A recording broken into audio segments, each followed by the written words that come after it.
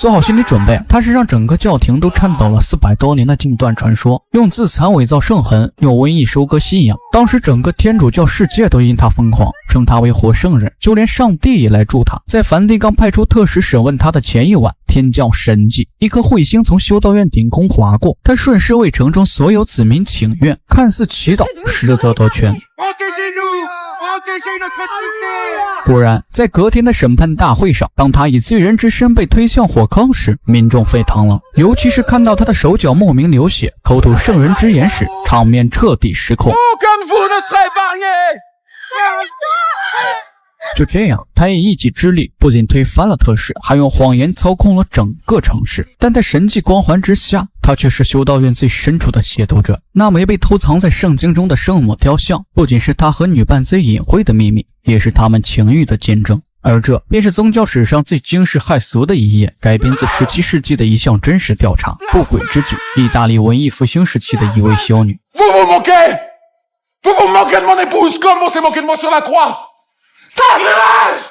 戴特在出生那年便因母亲难产差点夭折，误以为被上帝所救的他从此逢神必败，并且父亲当年也立下誓言要将女儿献给上帝，所以才起名贝内戴特，予以接受福赐。可在9岁那年，父亲兑现承诺送他去修道院的路上，却被一群马匪打劫，用长矛夺走了他母亲的项链。所有人大气都不敢喘，倒是戴特指着一位马匪说道：如果不归还项链，我就让圣母惩罚你们，我说什么圣母就会做什么。话音未落，一只夜莺从树杈飞出，马匪抬头看去，刚好与鸟粪撞了碰头。见状，众人哈哈大笑，也不再为难他们。而这便是戴特第一次展现神迹。当他以圣母之名吓退路匪的那一刻，他出尝神权2字的甜头，也见识了其威力，从此开了通盟。之后他们一路平安顺利来到了佩夏修道院。可彼时正处于16世纪末宗教盛行的鼎盛时期，再加上各种瘟疫战乱，修道院几乎成了所有女性的避难所。但名额就那么几个，老院长看似为难，可言外之意就是得加钱。Coupons la poire en deux.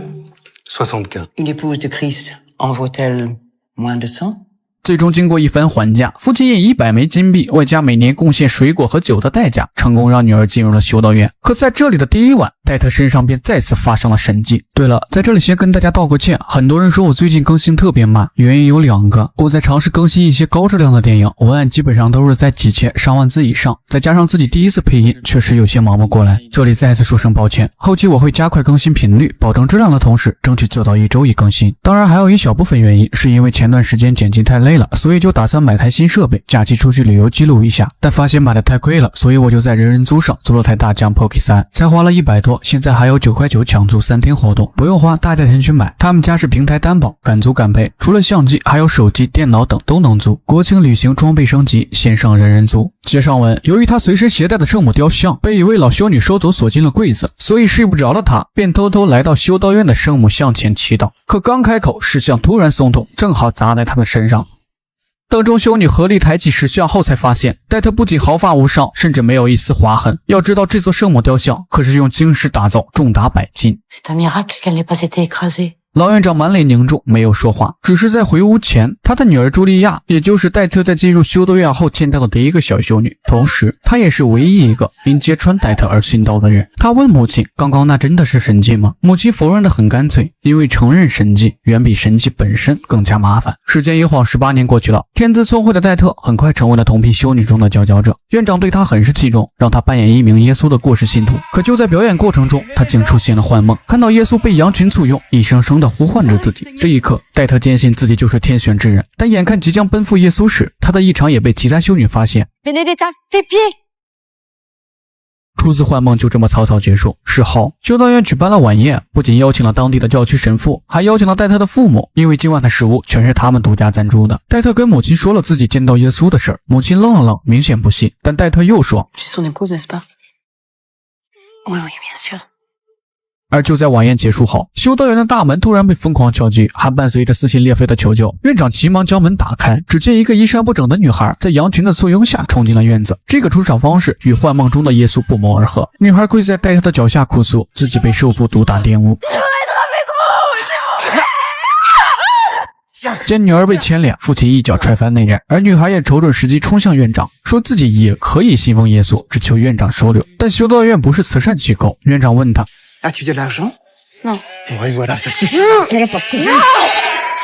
戴特看着他的样子，还是心软了。Mère, je vous en prie, aidez-la. Nous paierons sa dot. Vous voulez que je paye la dot d'une inconnue? Je prierai toute ma vie pour vous, messieurs. 最终还是戴特的父亲扛下了所有，在男人手中买下女孩后，又向修道院支付了一笔善款。而此时的戴特还不知道，这位野性十足的外来者即将改变他的一生。女孩全名巴托洛梅亚，是个没受过教育的不安分子，整个人大大咧咧的，洗澡时还总将身子探出，结果脚下一滑，戴特下意识扶了一把，但就在接触到她身体的瞬间，却突然生出一股异样的感觉。过后，戴特又发现了她大腿上的无青，梅亚毫不在意，一边了解身体，一边讲述了自己如何被受父打骂，又如何被两个哥哥欺辱。戴特听得满脸震惊，随口说了句：“长得太美也并非好事。”听到说自己美，梅亚瞬间来劲了，贴着戴特说道：“她从未照过镜子。”而戴特望着她说：“你可以从我眼中看见自己的倒影。”于是两人越靠越近，气氛逐渐暧昧。可关键时刻，院长的女儿突然出现。Que faites-vous là toutes les deux? Je ne savais pas où était la latrine. 就这样，两人各自回房，但在睡觉前，梅亚突然吻上了戴特。这一吻让戴特方寸大乱，连忙对着圣母像询问：“这个女孩是神对我的考验吗？”而这晚过后，他的幻梦也画风突变，逐渐诡异。次日，当所有修女围在一起颂歌时，梅亚却偷偷用手轻轻勾在戴特的后背，而这种直白的欲望表达让戴特既着迷又罪恶。在一声轻喝过后，幻梦也随之出现，无数毒蛇吐着信子朝他扑来。而在他的求救中，耶稣降临，舌头虽被全部斩断，但欲望还在。耶稣告诉他，身边还有孽障，现在还不是见面的时候。 Je resterai avec toi. 从那以后，戴特便开始刻意疏远梅亚，甚至有点针对，只是不小心将纺线掉进锅里，他竟让梅亚徒手从滚烫的开水中捞出。Et alors? Bartholomé s'est brûlé la main. 梅亚的手被严重烫伤，这事也闹到了院长耳里，他被罚帮修女们换洗半个月的床单。而就在戴特回房的路上，刚好看到梅亚正在处理伤口，但他根本不敢与其对视，并且就在当晚，戴特浑身剧烈疼痛，好几位修女都没摁住，医生也查不出任何症状，只能灌下英利枝才暂时安抚下来。半夜，梅亚偷偷来到床前，一边问他为什么对自己这么残忍，一边说自己想永远留在他的身边。而就在梅亚吻上去后，幻梦再次开启，他被一群歹徒追赶，眼看惨遭凌辱时，耶稣再度出现，将歹徒斩于马下。但走近一看才发现，这个白衣男子不仅不是耶稣，还强行要他献身。戴特极力反抗，从挣扎中醒来，众人还以为他再次犯病，于是又喂下了英利枝。梅亚担心他的身体，于是主动向院长请缨要照顾他，还偷偷带来了戴特小时候的裙子以及那枚木质圣母像。就这样，两人和好如初，对话也逐渐暧昧起来。但就在梅亚睡在他身边的第一晚，戴特再次出现了幻梦，梦中的耶稣被钉在十字架上，邀请他褪去衣物，和他一同受难。而当戴特将双手贴向十字架的瞬间，现实中的他顿时鲜血直流，痛不欲生。梅亚在被惊醒后才发现，戴特的身上竟然出现了圣痕，而这也是本片中第一次出现真正意义上的神迹。次日，戴特将出现圣痕的事告诉了院长，由于伤口的位置和耶稣受难时一致，众人纷纷下跪膜拜。老院长虽保持着怀疑的态度，可事关重大，他还是禀报了教区神父。而经过检查，戴特的手脚虽一直流血，但圣痕最大的特征就是耶稣在佩戴金冠时在额头留下的伤口。可戴特的额头却没一点事，所以院长还是怀疑圣痕的真实性。可神父并不在意这些，只要戴特出现圣痕的事被传出去，他管辖的佩夏镇将成为所有信徒的朝圣之地。因为过去就有一位修女凭借着圣痕和梦幻力量的作用，成为了欧洲最有影响力的女人之一。虽然此人在后期被证实只是个追求名利的骗子，但丝毫不影响他当时带来的价值。而就在神父持续对院长施压时，走廊里的戴特却突然在圣母像前晕倒，不仅额头出血，口中也吐出了男人的声音。 Sachez, ô pécheurs, qu'au moment où la peste s'abat sur chaque recoin du pays, Pécha est épargné par la seule grâce de mon épouse. Vous harcelez, tourmentez et persécutez celle qui vous a protégé.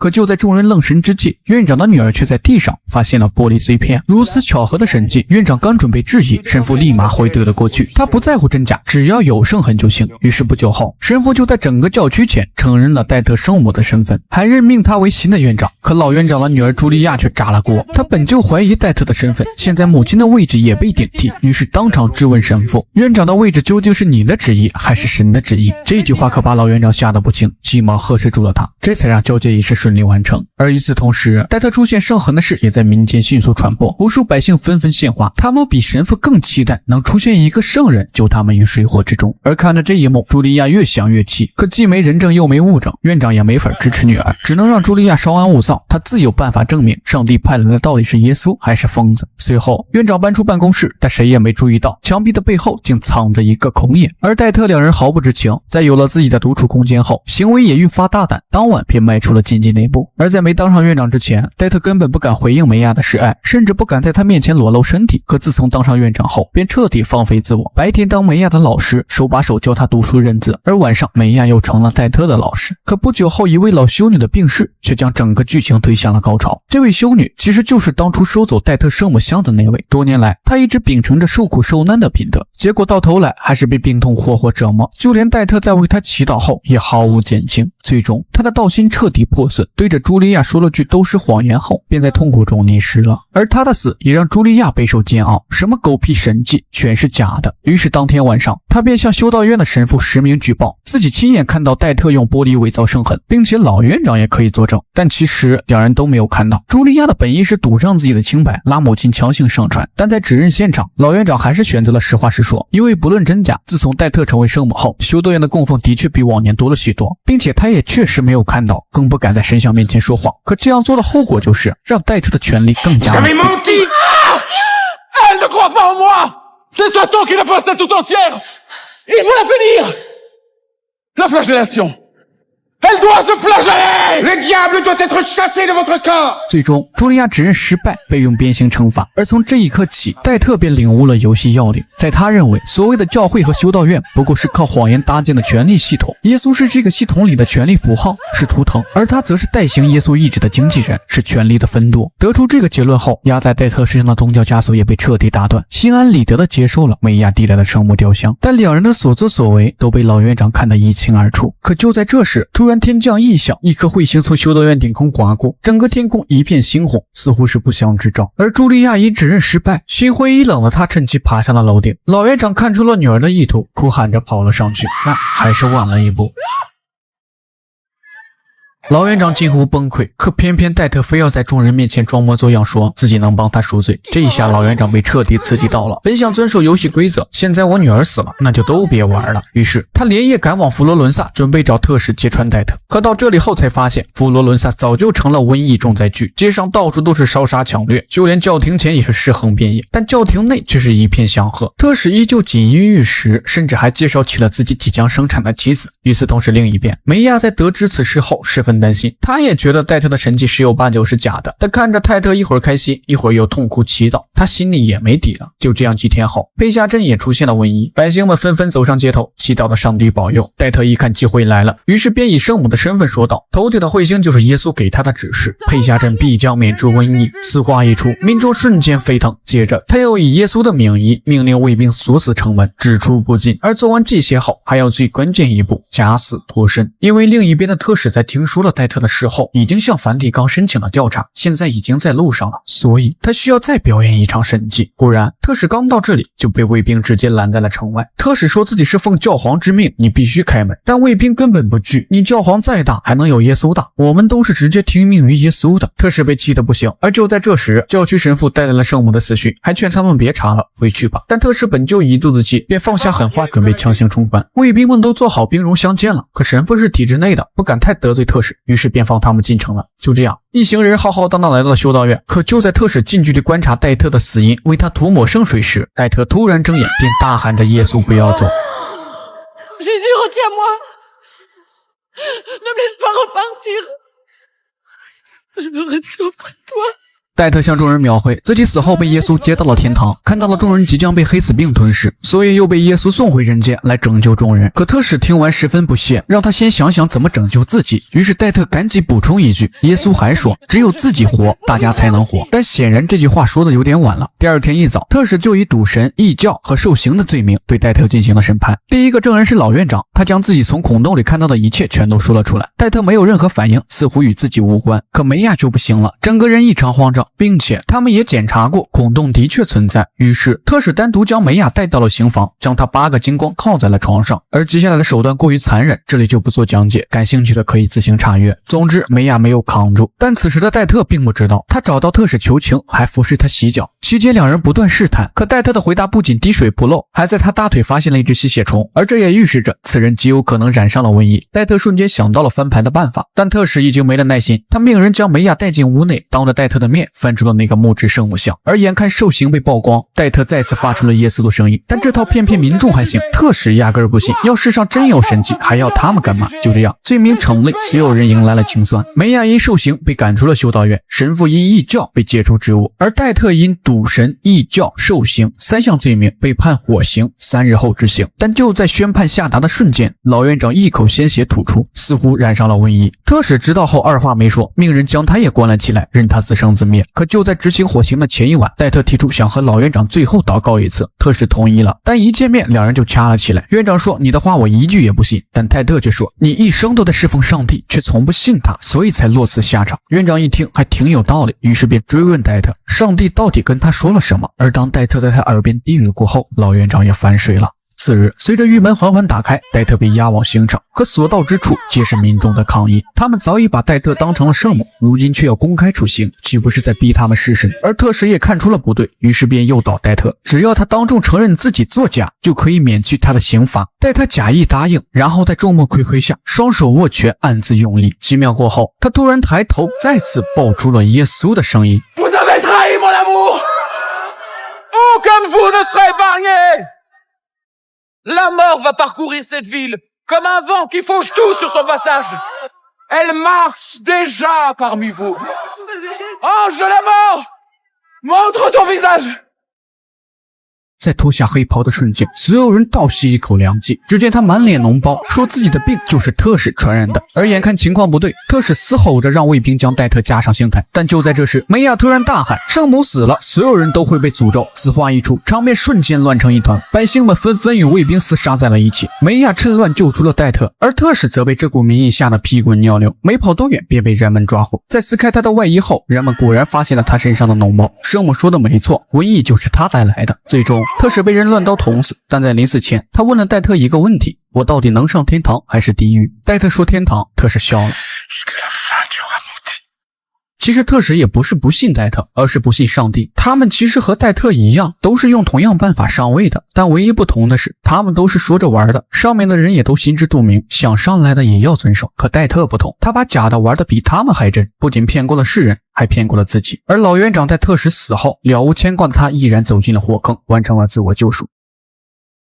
故事的最后，戴特和梅亚成功逃了出来，可看着城内的动乱逐渐平息，戴特竟还要回去。梅亚试过阻拦，但他却还说自己是奉耶稣之名，没人敢动他。听到这儿，梅亚怒了，因为他在火场上救他的时候捡到了一块玻璃，如果造假的事被别人扒出来，今天救他的百姓明天就会第一个将他推向火坑。但即便这样，戴特还是没有承认自己伪造神迹，义无反顾地走向了城内。至此，全篇结束。而戴特究竟有没有伪造神迹，电影也没有交代。但本片基于真实事件改编，在现实中，贝内戴特总共被调查了2次，院长也只做了3年。第一次调查证明了他的确是一位真正的幻梦者，而第2次调查是在3年后。由于信仰他的人越来越多，教会担心权威受阻，便针对他这几年的幻梦事件再次展开了调查。而这次，好几位修女都承认曾目睹戴特伪造圣痕，并且巴托洛梅亚也在逼问下承认了他与戴特的关系。然而最终，因为某些原因，教会拒绝将贝内戴特以殉道处置，而是判他终身监禁。此外，佩夏镇的确从1631年的全国瘟疫中逃过一劫，而在1661年的8月7日，在做了35年的囚徒后，贝内戴特因发烧和腹部绞痛去世，终年71岁。而修女梅亚于1660年的9月18日去世，她因与戴特丑闻的曝光，吃尽了苦头。